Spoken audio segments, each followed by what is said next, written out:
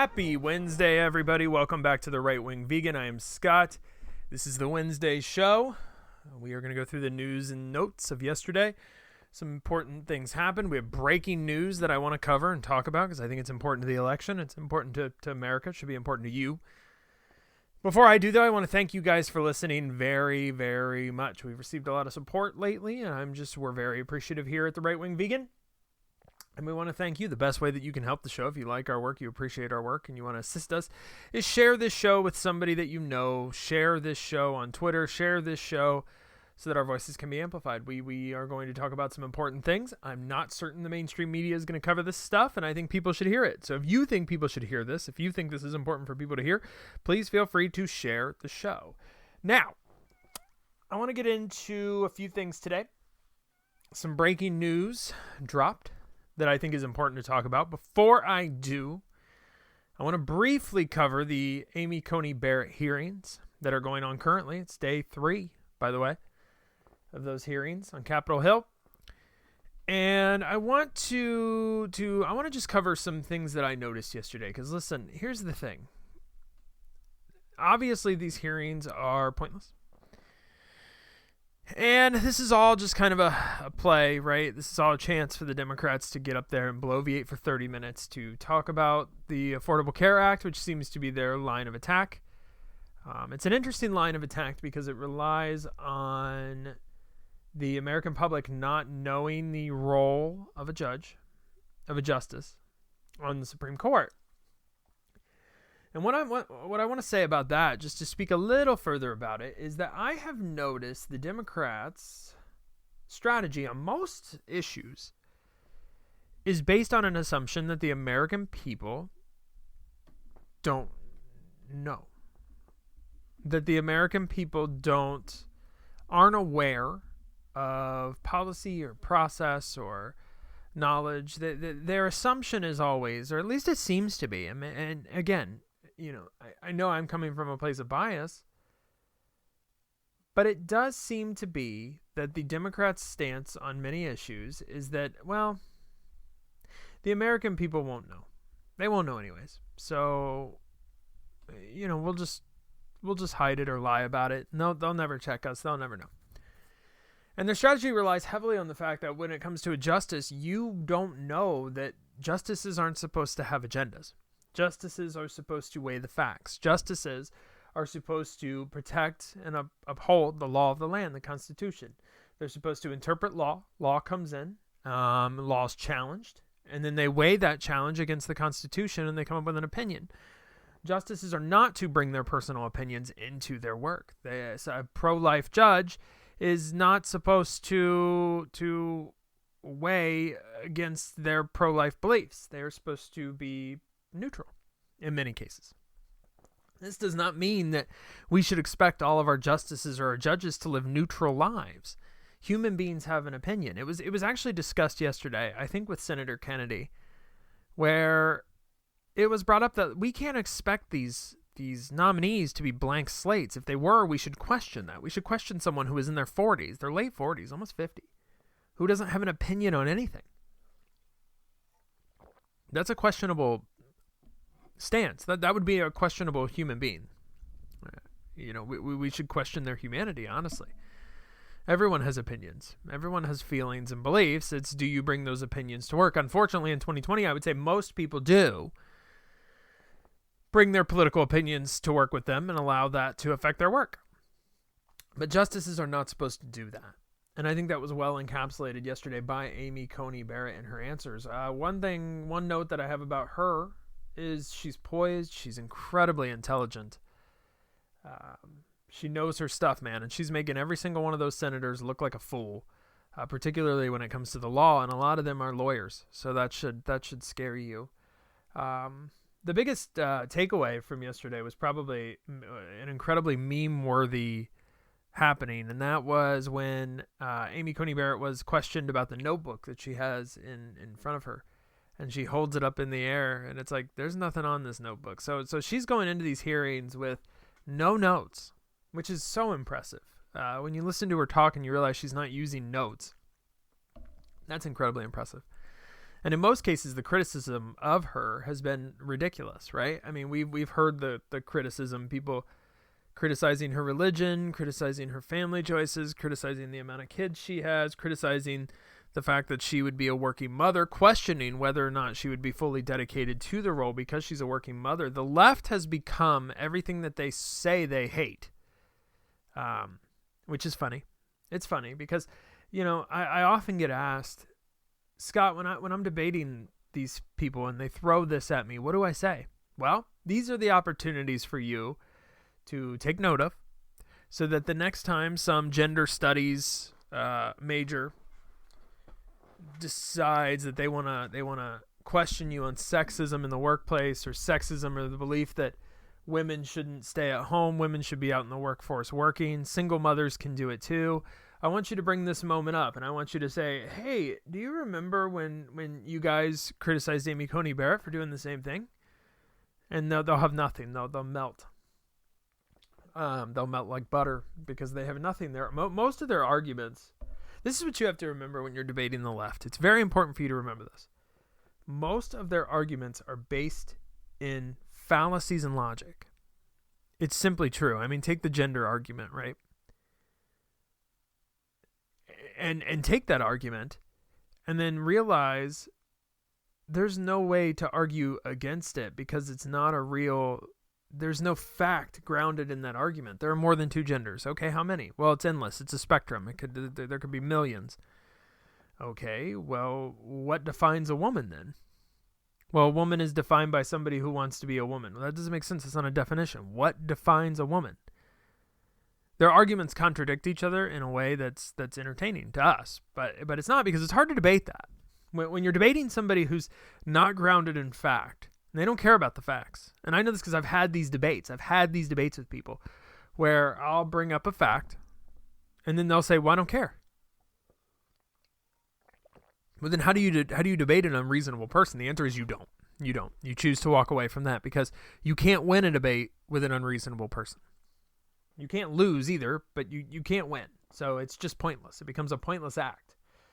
But in these instances, you write these moments down and you bring them back up. It's like the body positivity movement, right? It's very similar. You get the body positivity movement. These people will argue that all bodies are beautiful and we shouldn't shame people who are overweight. And I agree. You shouldn't shame anybody. But to say that someone who weighs 500 pounds is as healthy as someone who weighs 150 is not accurate. And the same people who will do that, by the way, are the ones who will say, you're not listening to the science when it comes to COVID. Science denier. You don't want to wear a mask. Okay, well, science denier, you are 500 pounds and you pretend to be healthy. Science would indicate that is not the case. This recently came up because a picture of Billie Eilish was posted on Twitter. It looks like she's put a little weight on. And people are losing their minds because she's received some criticism for this. Maybe she hasn't received criticism, but people are still losing their minds. I mean, I would never criticize somebody for that. Not to be rude or, maybe out of concern, I would criticize someone. I would say, hey, you might want to watch it for your health. But that causes them to lose their mind. And so they're all on there, these people who pretend that fat isn't healthy. Well, it's not. Science would say that it's not. So if you want to question me on my desire to wear masks or not, and how I think COVID is spread or global warming, you might want to check yourself, because science is telling you that if you eat 2 double cheeseburgers from McDonald's, you're probably not the healthiest person on earth. But that doesn't matter. They don't care about facts. So I want to highlight some things that happened yesterday that I think are important to highlight. And then we'll move on to the breaking news that dropped this morning. So Senator Kennedy asked Amy Coney Barrett about comments that were made by Ibram X. Kendi. Ibram X. Kendi, in case you're wondering, is a nut job. He wrote a book, and he is making a lot of money off that book right now because of the state of the world, state of the United States. And basically the book argues that it's not enough to not discriminate. You need to be anti-discriminate. You need to be anti-racist. It's not enough not to be racist. You have to be anti-racist. And the way that you're anti-racist, the book argues, is that you discriminate against the majority class. You can't fight discrimination without discriminating, which is a stupid argument. Really, on its face, it's stupid. It makes no sense. People buy into this stuff, though. You need to know these are the same people who are going to vote for Biden. The same suburban housewives. It's no offense to suburban housewives, but the majority of them are voting for Biden, and I just don't understand why. But anyway, Senator Kennedy asked about these comments. Ibram X. Kennedy said, and I'm not going to quote him directly on Twitter because the quote is asinine, but he basically says that because Amy Coney Barrett adopted children from Haiti, that she is a white colonist. Only white colonists, this is an example of white colonists who bring these kids over from foreign countries. Now, it's important to note that Haiti is riddled with poverty, and these children that Amy Coney Barrett adopted may have not survived if they stayed in Haiti, because the death rate in Haiti, the life expectancy, I guess I should say, is way different than it is in the United States of America. So Amy Coney Barrett adopted 2 children from Haiti. So, Senator Kennedy asked Amy Coney Barrett about this. Now, I thought this was interesting because she had mentioned earlier she had blacked out media for the sake of her mental health, and for good reason, because when you read the things people are writing, it's ridiculous. You should also take note of, because that means that they can't criticize her credentials. So they have to attack her personally. Her response, and I'll quote it. I won't play it for you because I don't want to play anything from these hearings. It's boring. I do have some audio I'm going to play later, but I don't want to play this. What I'll say, this was her response. Senator Kennedy, it was the risk of people saying things like that, which would be so hurtful to my family, that when I told Senator Graham this morning that my husband and I really had to weigh the cost of this, it was saying deeply offensive and hurtful things that are not only hurtful to me, but are hurtful to my children. Who are my children? Who we love and who we brought into our home, made part of our family. And accusations like that are cruel. And boy, aren't they cruel. But the left constantly says things like this. They will criticize you for being cruel because you might have pro-life beliefs. You might not believe in gay marriage for religious reasons. You might be like me and you might think for religious reasons gay marriage is frowned upon, but at the same time, you accept and love gay people. And I want them to be happy. But you see, I believe marriage is a religious institution. I believe it's a religious practice. Now, since the state has taken over marriage, I do believe gay people have the right to get married. But in terms of my religious beliefs, I would back that up. So it is cruel to say something like this. This is a deeply hurtful statement that comes from somebody from the left, somebody who the left admires right now.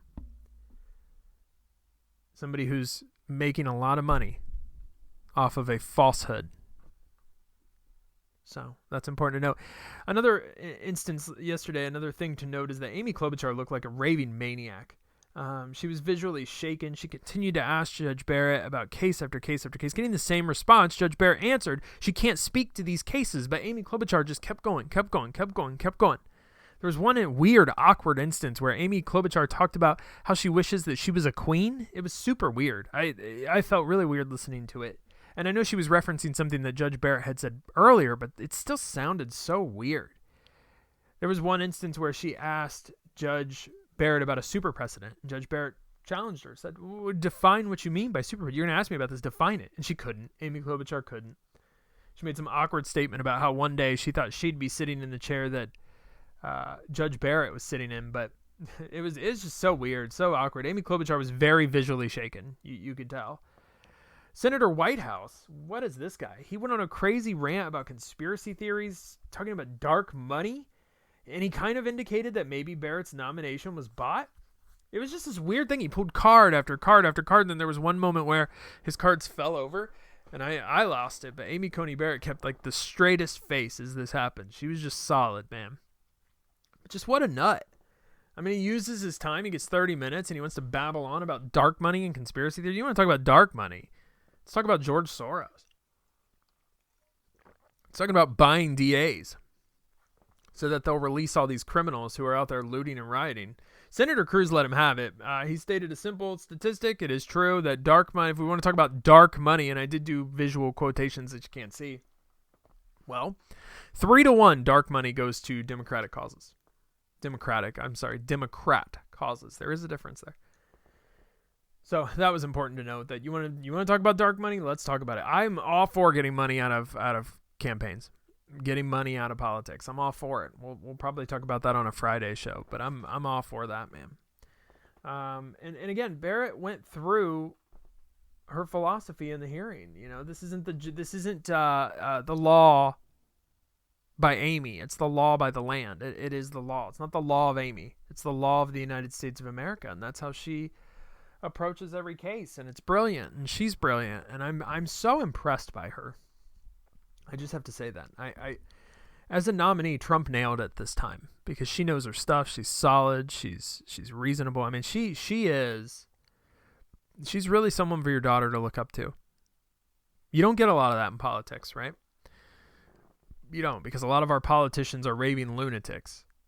And maybe that's why we look at the judiciary for that. RGB was looked upon as this role model for females, and she should be. She's accomplished a lot. And let's talk about Amy Coney Barrett, who's also accomplished a lot and is going to sit on the highest court of the land. She's going to be confirmed. That's so impressive, and she's such a role model. And listening to the professionalism, listening to her handle these questions, not lose her cool. I'm very impressed. So the breaking news that dropped yesterday night, early this morning, was 2 emails were retrieved from a laptop. Now okay. Let me preface this. Take this as a grain of salt right now. More information is going to come out. I think I just saw breaking news hit my phone from the Daily Caller in regards to this. So more news is going to drop, okay? So take this with a grain of salt right now. But 2 emails were recovered from a laptop that was dropped off at a repair store. And the laptop was never picked up by the owner.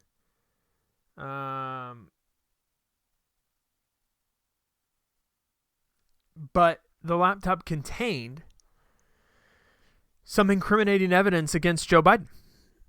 And the owner of the store, the owner of the shop, discovered the emails. He alerted federal authorities who have seized the laptop and its hard drive.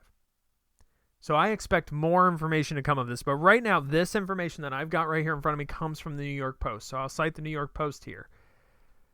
2 emails. The first email shows that Joe Biden met with executives of Burisma. Burisma is the Ukrainian gas company that Hunter Biden sat on the board of, was paid millions of dollars with no experience to sit on the board, prior to them taking Hunter on the board. The email was sent to Hunter on April 17th, 2015. It states the following: Dear Hunter, thank you for inviting me to D.C. and giving an opportunity to meet your father and spend some time together. It was really an honor and a pleasure. So I want I'll read the second email and then we'll talk about why both of them are important, why this whole thing is important, and why as more information comes from this hard drive, that is of utter importance as we have an election that's 3 weeks away. The second email shows that Hunter leveraged his father to gain favor with the company. So here's just a few quotes from the second email. I'll read only a few paragraphs. If you want to see the whole thing, go to the New York Post. They have a story on it. The announcement of my guy, by the way, is Joe Biden. My guy's upcoming travel should be characterized as part of our advice and thinking. But what he will say and do is out of our hands, Hunter Biden wrote on April 13th, 2014. In other words, it could be a really good thing, or it could end up creating too great an expectation. We need to temper expectations regarding that visit. We need to ask for long-term agreement and across-the-board participation. This is a huge step for us that could easily become very complicated. And if we are not protected financially, regardless of the outcome, we could find ourselves frozen out of a lot of current and future opportunities. The contract should begin now, not after the upcoming visit of my guy. That should include a retainer in the range of $25,000, additional fees where appropriate, blah, blah, blah, blah, blah. So it just goes into more business details. But my guy, Joe Biden is my guy. Now, granted, it is his father, but it just shows you, right, that this is not above the line behavior here. So this is important. One, because Biden has said in multiple interviews that he never discussed Burisma with his son Hunter. But why did he meet with the board? Why did he meet with a member of the board if he never discussed this with Hunter? Why? That really calls that into question, that Biden didn't know what was going on here. It delegitimizes that for sure. If true, I mean, it kind of proves that he may have utilized his power to get Hunter special treatment. It definitely shows a huge conflict of interest here. The vice president is asking for favors of another nation. We know this because he's admitted it on videotape that he asked for the prosecutor who was looking into all of this in Ukraine to be fired, and he withheld funds, government funds, until they did so, which, by the way, might sound familiar to you. And that's because that is exactly what they impeached Trump for. This is why they call him Quid Pro Joe. I mean, this is what they impeached Trump over. And Joe Biden is currently running for president of the United States. So more news is going to break on this. More is going to come of this hard drive. And there might be some really, really damning evidence on this thing. And it'll be interesting. You know, you always look for that October surprise that changes everything. And this might be it. Now, some of us don't believe that Trump is actually down. I'm one of those. I don't believe it. I don't believe Trump is down in the polls. I do not believe it. I think Trump is well ahead. I don't believe the polls because I have eyes. And I go to I see these campaign events. I see the enthusiasm. I see the signs. I see a poll that says, or some information from Gallup that says 56% of people are better off today than they were under Obama. Or they feel better off today. Well, those people are going to vote for Trump. Joe Biden told you to. He said, well, I would say to those 56% of people, they shouldn't vote for me. Okay, hopefully they won't. But this is big information, guys. Keep your eyes open. I don't know how much the mainstream media is going to cover this stuff. We will try to cover it as best as we can as the information drops. We're trying to pay attention to the ACB hearings as well, so we'll keep an eye on that. I imagine tomorrow's show will be more information from this hard drive and more from the ACB hearings if anything comes out of day 3. But I want to end on one note. I think it's important to highlight when news is news, when journalists are journalists, and when they do their job.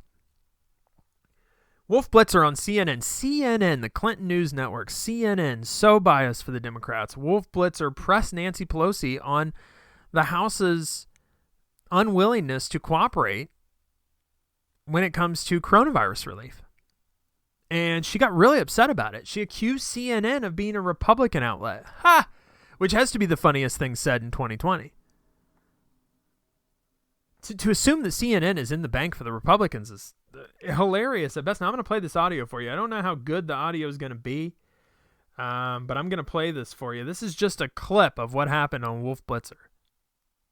Tax credit in their proposal either. But let's not go into that. Yeah, you evidently do not respect the chairman of the committees who wrote these bills. I respect and all of you. I wish you would respect the knowledge that goes into getting meeting the needs of the American people. But again, you've been on JAG defending the administration all this time with no knowledge of the difference between our two bills. And I thank you for giving me the opportunity to say that to you in person. All right, Madam Speaker, virtually. these are incredibly difficult times right now. And we'll leave it on that note. Thank you so much for joining we'll us. Leave it on the vote that you are not right on this, Wolf, and I hate to say that to you. But I feel confident about it, and I feel confident about my colleagues, and I feel confidence in my chairs. It's not about me. It's about millions of Americans who can't put food on the table, who can't pay the rent, and who are we having represent trouble, them. who And we are represent them. Getting and by we represent these them. long food and lines we that we're represent seeing. them. I know we you know are. them. I'm just saying. We represent them, and we know them. As we We say, know them. We represent them. don't let the perfect be the enemy of the good, as they say It is here in nowhere Washington. near perfect. Madam Speaker. Always the case, but we're not even close to the good. All right, let's see what happens, because every day is critically important. Thanks so much for joining us. Thank you for your sensitivity to our constituents' needs. I am sensitive to them because I see them on the street begging for food, begging for money. Madam Speaker, thank you so much. Have you fed them? We feed them. We feed them. We'll continue this conversation down the road for sure. We'll take a quick break. We'll be right back. Wow. That exchange first of all, congratulations to Wolf. In all honesty, I appreciate him pressing Nancy Pelosi on this. The president has been forthright with his willing to negotiate. And we know Trump will negotiate. Trump is a businessman. We know he will negotiate. It's the House that is holding back this from getting done. The American people don't know it, and I commend Wolf Blitzer. I really do, on doing journalism and calling Nancy Pelosi out on this. So good on Wolf. You take what you want to take from that exchange on how we should feel about Nancy Pelosi. And there's a chance she becomes president, by the way. All right, that's where we're going to end it today. Guys, thank you for listening. I really appreciate it. Try to watch as much of the ACB hearing as you can. Get it from the source, man. Don't rely on news organizations. Get it from the source. Again, if you appreciate what we do, please share this show. We want to get the word out. Thank you guys for listening. I'll see you guys tomorrow.